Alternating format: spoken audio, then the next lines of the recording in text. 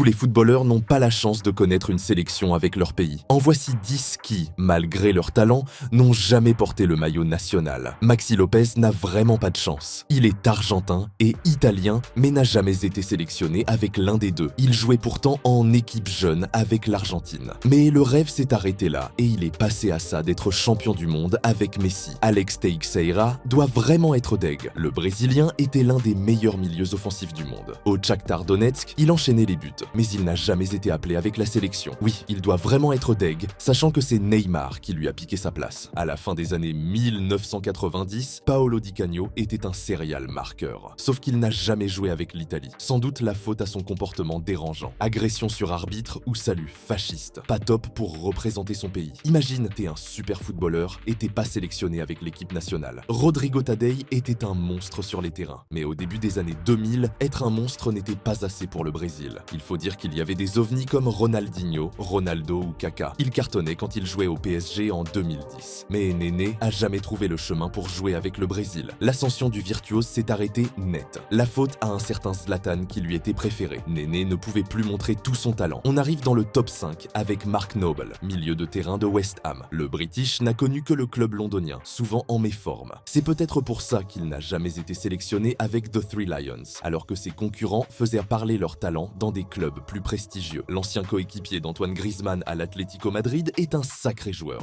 Gabi Fernandez arrive 2 fois en finale de Ligue des Champions, il gagne 2 fois la Ligue Europa, mais non, personne l'appelle pour porter le maillot de l'Espagne. Bon, il pouvait pas faire grand chose avec des mecs comme Xavi, Iniesta ou Fabregas, valait mieux pas être joueur espagnol au début des années 2010. Mikel Arteta roulait sur ses adversaires avec Arsenal. Mais être un rouleau compresseur ne suffisait pas pour rejoindre la génération dorée qui deviendra double championne d'Europe et championne du monde. Aujourd'hui, il entraîne en Angleterre, là où ça lui a toujours réussi. Steve Bruce était l'un des plus grands défenseurs de Manchester United dans les années 90. Le mec a remporté plein de titres avec son club et fait le doublé championnat d'Angleterre, Coupe d'Angleterre en 1994. Mais il n'a jamais connu la joie de porter le maillot de son pays. Il peut se consoler en se disant qu'il est l'un des meilleurs entraîneurs de la Championship. Le joueur qui arrive premier de ce top est une grosse déception pour l'équipe de France. Aymeric Laporte n'a jamais été appelé par Didier Deschamps, alors qu'il faisait partie des meilleurs milieux de terrain au monde quand il jouait à Manchester City. Entre les Varane, Kimpembe et Umtiti, Laporte était loin dans la hiérarchie. Du coup, les Espagnols nous l'ont piqué et il joue maintenant pour l'Espagne.